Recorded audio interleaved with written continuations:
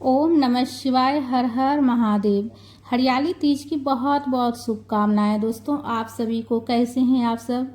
भोलेनाथ माता पार्वती की कृपा सदैव सब पर बनी रहे। हरियाली तीज का व्रत सावन माह में शुक्ल पक्ष में तृतीया तिथि को यह त्यौहार मनाई जाती है और व्रत किया जाता है। सुहागनें यह व्रत पति की लंबी आयु के लिए करती है, अपने दाम्पत्य जीवन को सुखमय बनाने के लिए, घर में सुख समृद्धि के लिए करती है। और कुमारी कन्या भी इस व्रत को करती है।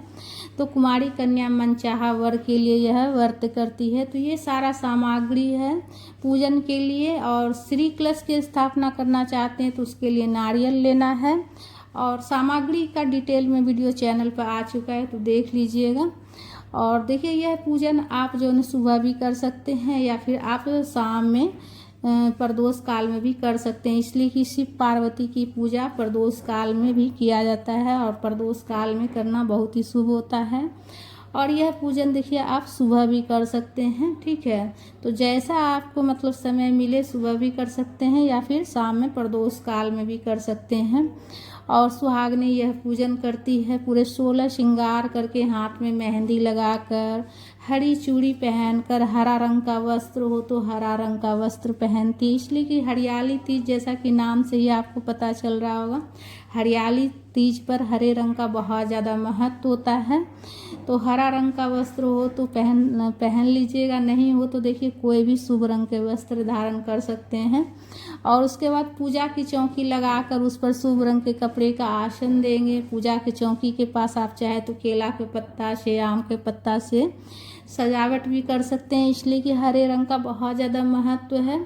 तो उसके बाद देखिए कलश स्थापन कर रहे हैं और शिव पार्वती की फोटो हम विराजित कर लिए। सरल पूजा विधि में आप सबके साथ शेयर करूंगी दोस्तों। कलश स्थापन के लिए हम चावल से अष्टदल कमल बना लिए हैं और कलश स्थापन के लिए एक कलश लिए हैं जिसमें हम कलावा बांध देंगे कलश में। तो कोई भी जो बड़ा पूजा होती है दोस्तों तो उसमें कलश स्थापन करना बहुत ही शुभ होता है।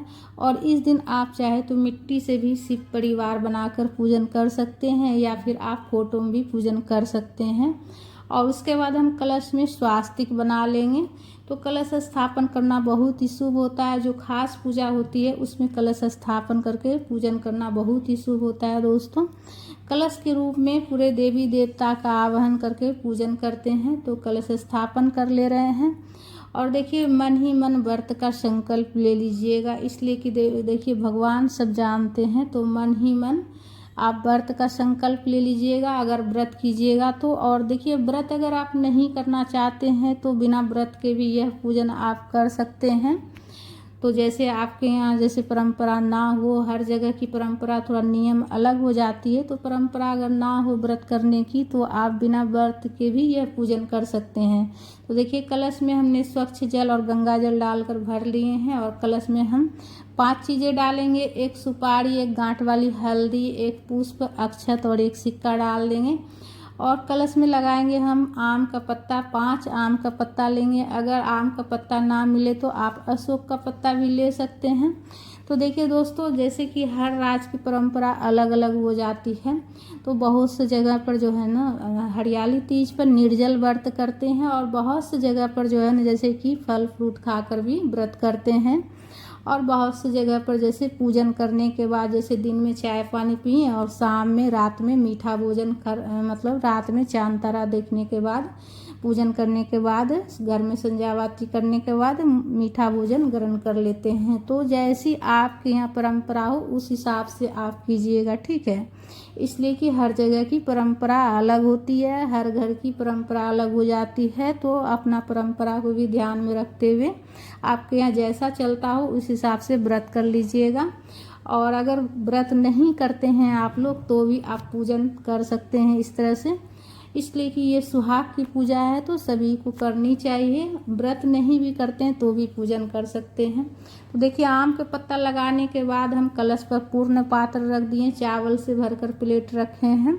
और उसके ऊपर दीपक रखकर दीपक प्रज्वलित कर लिए। तो दीपक आप घी से भी प्रज्वलित कर सकते हैं या फिर आप तिल के तेल से भी दीपक प्रज्वलित कर सकते हैं, या फिर श्री कलश की भी स्थापना आप कर सकते हैं। नारियल में कलावा लपेटकर और कलश के ऊपर रख दीजिएगा तो श्री कलश की स्थापना हो जाएगी। उसके बाद जल के छींटे देकर हम भाव स्नान करा लिए हैं भोलेनाथ, माता पार्वती को, गणेश जी को, और वस्त्र के स्वरूप में कलावा समर्पित कर रहे हैं। तो सुहाग की पूजा है और इस दिन जो है ना माता पार्वती की और भोलेनाथ की विशेष पूजा की जाती है। तो चुनरी हो तो आप माता को चुनरी भी ज़रूर चढ़ा लीजिएगा, और नहीं हो तो देखिए कोई बात नहीं, आप जो है ना कलावा भी आप समर्पित कर सकते हैं। तो दोस्तों यह व्रत कुमारी कन्या भी कर सकती है, इसलिए कि जो है ना माता पार्वती यह व्रत की थी और पूजन की थी भोलेनाथ को पति के रूप में पाने के लिए, और भोलेनाथ उनसे प्रसन्न होकर, माता पार्वती से प्रसन्न होकर पत्नी के रूप में उन्हें स्वीकार किए थे। तो यह जो व्रत होती है और पूजन जो होती है वो कुमारी कन्या भी कर सकती है अच्छे वर की प्राप्ति के लिए। तो उसके बाद देखिए हम कलावा समर्पित कर लिए हैं और रोली चंदन से हम तिलक कर लेंगे हम गणेश जी को, भोलेनाथ को, कार्तिकेय जी को। तो पूरे शिव परिवार है इसमें, और माता पार्वती को सिंदूर लगाएंगे। तो सुहागने जब भी सिंदूर लगाएं तो अपनी मांग में ज़रूर लगाएं और चूड़ी में ज़रूर लगाएं माता को लगाने के बाद। और कुमारी कन्या भी सिंदूर माता को लगा सकती है, बस माथे पर सिर्फ जो ना जैसे तिलक कर सकती है माता को लगाने के बाद। और जो सुहागने हैं वो अपनी मांग में सिंदूर लगाएं और चूड़ी में ज़रूर लगाएं। और उसके बाद देखिए सावन का महीना है तो बेलपत्र, आक, धतूरा जो मिल जाए आसानी से आप चढ़ा लीजिएगा। और जनेऊ भी समर्पित कर दिए हैं भोलेनाथ को, तो जनेऊ भी हो सके तो समर्पित कर लीजिएगा, नहीं हो तो देखिए कोई बात नहीं, इसलिए कि भोलेनाथ माता पार्वती बहुत ज़्यादा दयालु होती हैं और वो सबसे पहले अपने भक्त के भाव को देखती है कि किस भाव से हम पूजा आराधना कर रहे हैं। तो खुश होकर पूजा कीजिएगा, सुहाग की पूजा है तो खुश होकर पूजा कीजिएगा। ऐसा मान्यता है कि भोलेनाथ माता पार्वती की पूजा अगर हम खुश होकर करते हैं और घर परिवार की सुख समृद्धि की प्रार्थना करते हुए करते हैं और पति की लंबी आयु के लिए प्रार्थना करते हैं, तो भोलेनाथ माता पार्वती प्रसन्न होकर हमें जो भी मतलब हमारी मनोकामना रहती है वो पूर्ण होती है। उसके बाद देखिए कलश का भी हमने पूजा कर ली है। और देखिए सुहाग की सामग्री हो सके तो जो भी ज़रूर चढ़ाइएगा, जैसे हरी चूड़ियाँ हो गई, मेहंदी हो गई। हरियाली तीज पर हरी चूड़ी मेहंदी का बहुत ज़्यादा महत्व है। उसके साथ में आप सिंदूर, बिंदी, महावर भी चढ़ा सकते हैं, या फिर पूरे 16 श्रृंगार भी आप चढ़ा सकते हैं। तो देखिए इस दिन आप जैसे कि पूजन कीजिएगा तो आप मेहंदी ज़रूर लगाइएगा, एक दिन पहले ही मेहंदी लगा लीजिएगा अपने हाथों में, ठीक है। इसलिए कि हरियाली तीज पर हरे रंग का चूड़ी, हरे रंग का वस्त्र, मेहंदी लगाने का बहुत ज़्यादा मतलब शुभ होता है।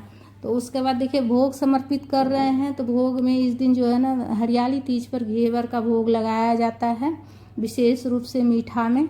आपके यहाँ जिस चीज़ का भोग लगाया जाता होगा उस चीज़ का भोग लगा लीजिएगा। उसके बाद फल फ्रूट में जिस चीज़ का आप भोग लगाना चाहते हैं, हरे रंग का फल हो सके जैसे खीरा का भोग लगाइएगा ज़रूर से, इसलिए कि हरे रंग का बहुत ज़्यादा महत्व है। और बेलपत्र भी रख दिए हम, इसलिए कि एक किसी ने हमें बोला था कि मतलब कि जो भगवान को भोग समर्पित करते हैं भोलेनाथ को तो उसके ऊपर बेलपत्र ज़रूर रखना चाहिए, तो इसलिए से मैं रख दी हूँ बेलपत्र और पुष्प भी फल के ऊपर। और उसके बाद हाथ में हम पुष्प लेकर हरियाली तीज की कथा पढ़ लेंगे, और कथा पढ़ने के बाद हाथ में जो पुष्प है प्रभु के चरणों में समर्पित किए हैं। पूजा में कुछ दक्षिणा रखेंगे अपना श्रद्धा भाव से, जितना दक्षिणा चढ़ाना चाहते हैं, इसलिए कि दक्षिणा रखने से हमारी पूजा में कुछ भी कमी रहती है तो उसकी पूर्ति हो जाती है, तो दक्षिणा रखेंगे। और धूप प्रज्वलित करके धूप भी दिखा लिए हैं, और उसके बाद हम प्रेम पूर्वक आरती करेंगे, तो आरती कर लेंगे, खड़ा होकर आरती करेंगे, इसलिए कि हमेशा आरती जो है ना खड़े होकर ही करनी चाहिए, तो इसीलिए से खड़े होकर आरती कर लेंगे प्रेम पूर्वक भोलेनाथ माता पार्वती की आरती गाते हुए। तो इस तरह से पूजन आप जो है ना सुबह भी कर सकते हैं या फिर शाम में भी कर सकते हैं, जैसी आपकी सुविधा हो उस अनुसार से कर सकते हैं, ठीक है। सुबह टाइम मिले तो सुबह कर लीजिएगा, शाम के समय जैसे आपको प्रदोष काल में अगर टाइम मिले तो उस टाइम भी आप पूजन कर सकते हैं। व्रत का संकल्प आप अगर व्रत कीजिएगा तो व्रत का संकल्प सुबह ही ले लीजिएगा, जब सुबह स्नान करके पूजन कीजिएगा। तो जैसे आप शाम में भी पूजन कर रहे हैं तो भी घर के मंदिर में सुबह ही व्रत का संकल्प ले लीजिएगा मन ही मन। उसके बाद देखिए आचमनी कर लिए हैं, आरती करने के बाद आचमनी करने के बाद पूजा हमारा पूर्ण हो जाता है। पूजा करने के बाद जो है ना पूजा की चौकी अगले दिन उठाई जाएगी। अगर व्रत आप करते हैं तो व्रत में जैसे आप मीठा भी खा सकते हैं, फल भी खा सकते हैं, या फिर निर्जला व्रत भी कर सकते हैं। जैसी आपके यहाँ परंपरा हो उस हिसाब से आप कर लीजिएगा, ठीक है। और सुहाग की सामग्री देखिए आप खुद इस्तेमाल कर सकते हैं, सुहागन जो भी पूजा करेगी वो खुद इस्तेमाल कर सकती है। और कुमारी कन्या भी सुहाग की चीज़ें चढ़ा सकती है माता को, जैसे कि सगाई हो गया या फिर अभी सगाई नहीं हुई है तो भी सुहाग की सामग्री माता को चढ़ा सकती है।